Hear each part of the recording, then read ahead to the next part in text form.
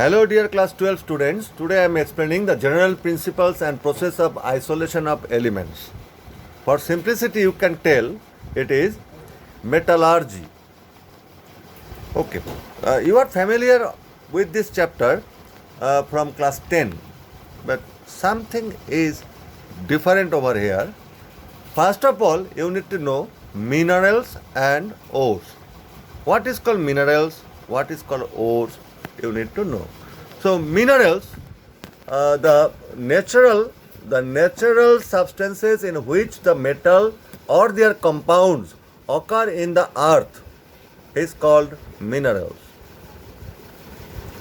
And ores, the minerals from which the metal can be extracted conveniently, or you can tell easily and economically also. That is ores. And that is why all the ores are minerals, but not all minerals are ores. Okay.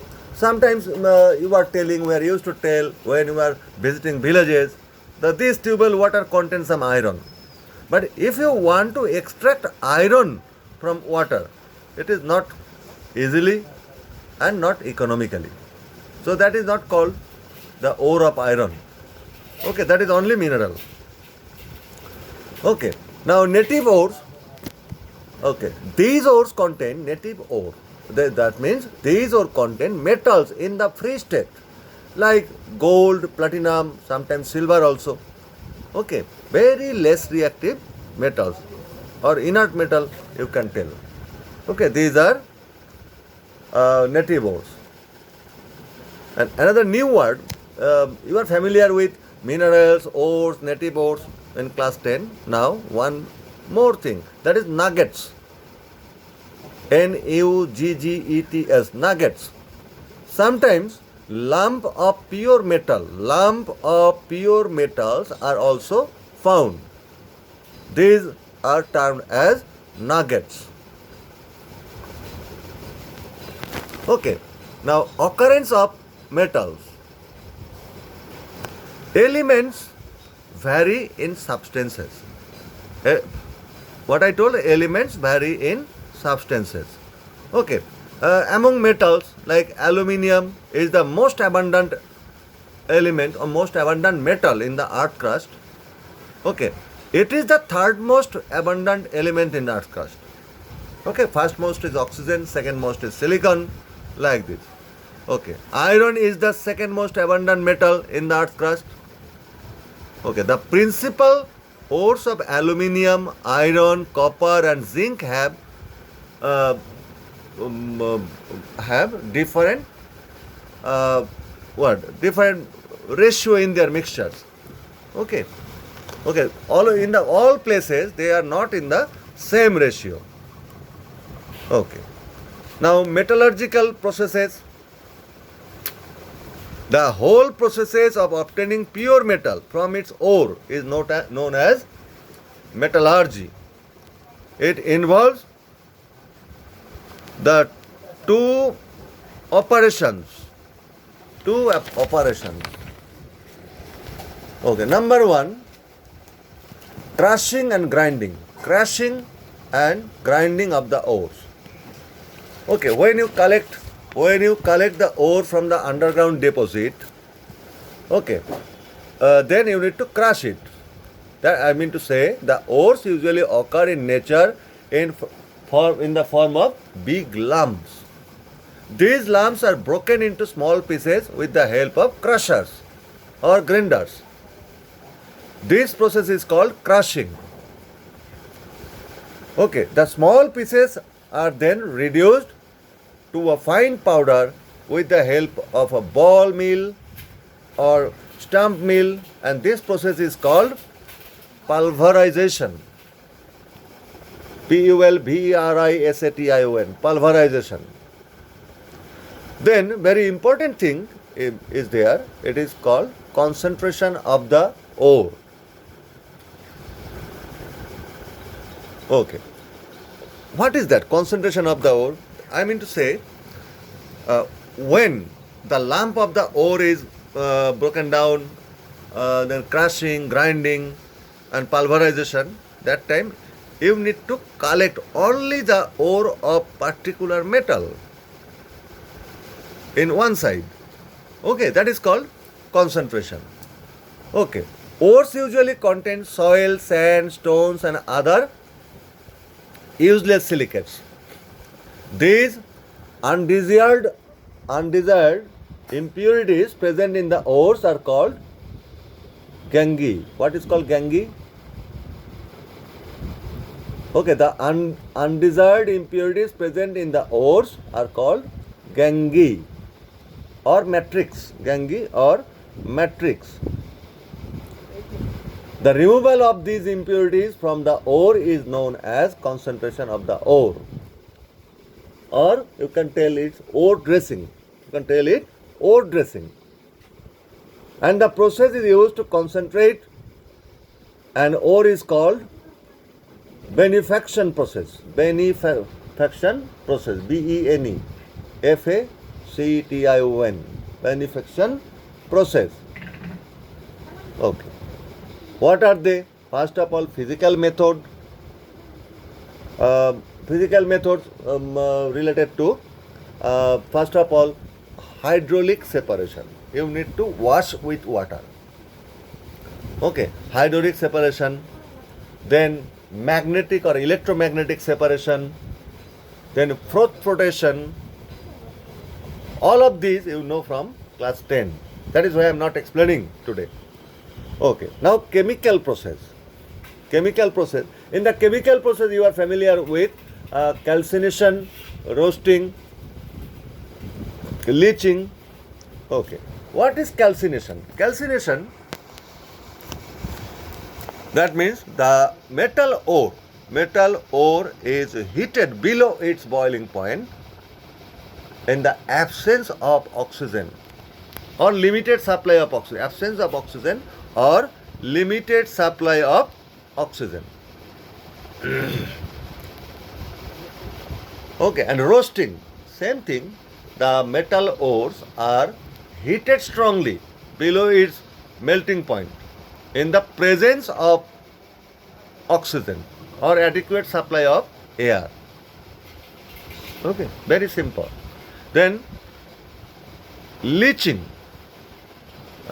You studied in class 10 metallurgy, Bayer's process.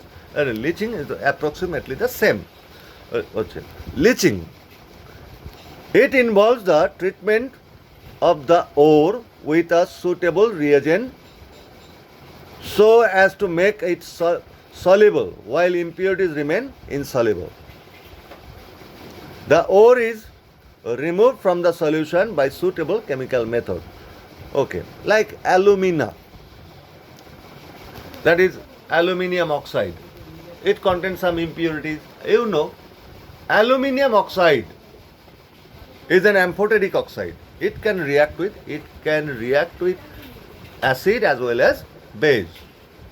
So aluminium oxide, when added to concentrated sodium hydroxide,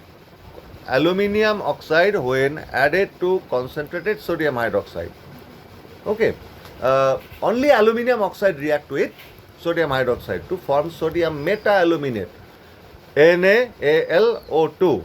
Aluminium oxide, pure aluminium oxide.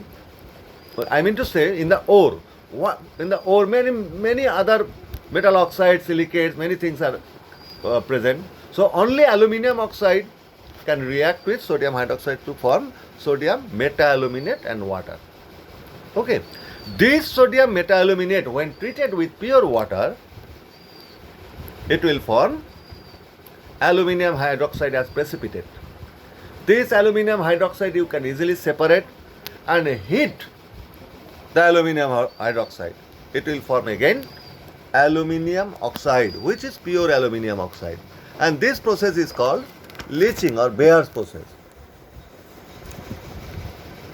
Okay. Then you need to separate them.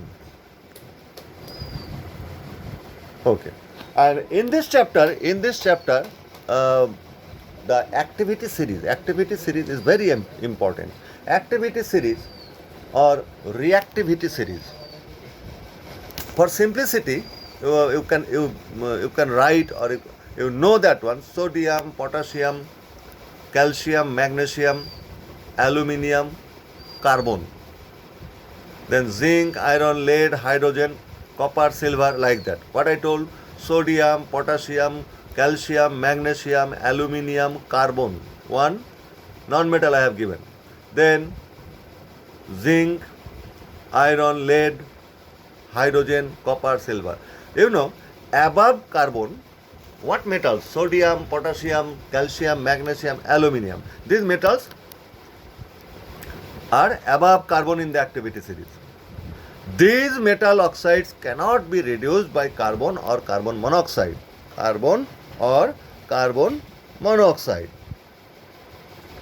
Okay, and below the metal of carbon, like iron, zinc, lead, these oxides can be reduced by carbon or carbon monoxide.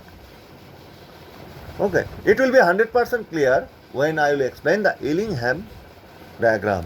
That time it will be 100% clear. Okay. Then another non-metal I have given, hydrogen.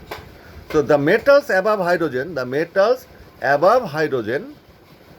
can react with dilute acid to produce salt and hydrogen gas. But below hydrogen, the metals can't react with dilute acid to form hydrogen gas. Okay. In this chapter, many things are there. I explained roasting, calcination, then reduction of metal oxide to free metal, like lead oxide, copper oxide. Lead oxide when heated with carbon, I mean to say coke. Coke means solid carbon. It will form lead and carbon monoxide. Then copper oxide, CuO. When it is heated with carbon monoxide, it will form copper and carbon dioxide. Okay. Chromium oxide, Cr2O3. When chromium oxide is treated with aluminium is a strong reducing agent, and it has very high affinity with oxygen. So aluminium reduces chromium oxide. It is thermite process. Okay, many processes are there. Okay, and another one is self-reduction process. It is also the chemical process for the concentration of the ores. Okay, self-reduction, like when you got copper sulfide, copper 1 sulfide, okay, Cu2S. When Cu2S is heated in limited supply of oxygen, it will form copper oxide and sulfur dioxide. And this copper 1 oxide, when Cu2S is heated in limited supply of oxygen, okay, it will form copper 1 oxide, okay, which is